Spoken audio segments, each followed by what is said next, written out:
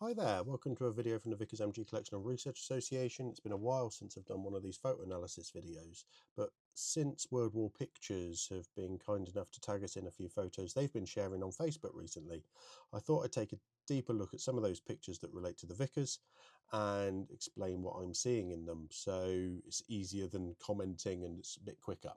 So what we've got here is the 10th Rifle Brigade in Tunisia, according to the caption, and I think that's right. I don't think there's anything wrong with that. We clearly see that you've got the Rifle Brigade shoulder slip-ons up here with the RB on the slip-on title that's up on the shoulders there. And you know, I haven't looked at the official captions for this stuff, but I think that's, you know, we can do that another time if needs be. I just wanted to do a really quick vid of this. So on this chap, you've got he's got his stripes that are on his khaki drill shirt, 37 pattern webbing, Thompson submachine gun with the sling swivel fitted on the side here, which is a very British thing. So great to see, you know, that's, you know, a British Thompson.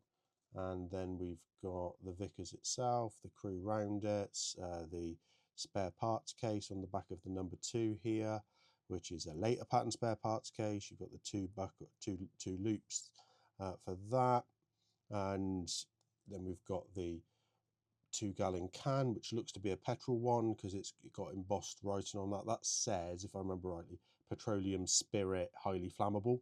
So you know, it didn't have to be pure issued water cans for the Vickers. You could use any 2-gallon can. That's connected up. It's got its parabolic flash hider fitted as well. So you know, that's fitted, and you can see most of that there. No barrel casing fitted. And the number 1's got his proper grip because he knows what he's doing. 10th Rifle Battalion were a motor battalion, so they had 1 or 2, depending on when it was, Vickers machine gun platoons in the motor battalion that would then enable them to provide direct support to the to their battalion, which sat within the tank or armoured brigade of the armoured division, as opposed to the infantry brigade in the armoured division, which had a separate independent machine gun company. So a bit complicated, but basically you get some extra machine guns per battalion in a, well, not per battalion really, they just had their integral ones, unlike the rest of the infantry, which used the infantry divisions and infantry machine gun battalions and the independent machine gun companies.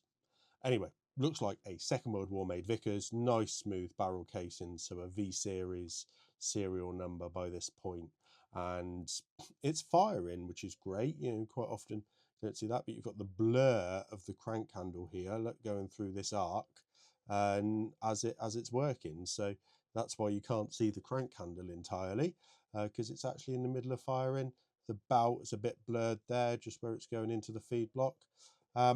And it's firing over a very short trajectory for literally sort of 400 yards, maybe even less, 200 to 400 yards, a really flat trajectory, direct fire shoot.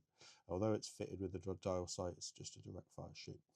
What's interesting about this gun, and why I thought I'll talk more about it, is the tripod. So the tripod itself is not a normal British Army tripod, and I'm a little bit confused by it.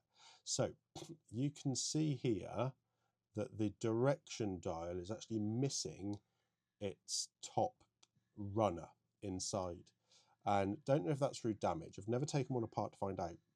Maybe I have, not quite sure, can't remember anyway, but this should normally have all of the numbers on it around this space. Also, it seems to be missing its pointer, so it should have a pointer here. Now this looks to be that it could be the flat plate pointer. It also has an additional reinforcing ribbon here, and the casting, which would normally say, I think it's tripod MG Mark IV along there, or IV, is not there. So this is a different tripod crosshead to normal. The rest of the tripod looks, you know, there's nothing to say that it's different, but I don't think it's a commercial one. I think it's a British. It might be one of the very early lightweight trials tripods, the Mark V as it would become. But it's interesting all the same. We do have a Mark V in the collection, and I think we've done something about that. If not, we ought to. And we use it because it's lighter. It's about 20 pounds lighter. So it's interesting to see this and how it's put together. But I thought I'd just explain a little bit more about what I'm seeing on these. We've got the liner here. So this is the disposable liner. It's got his belts coming out of it.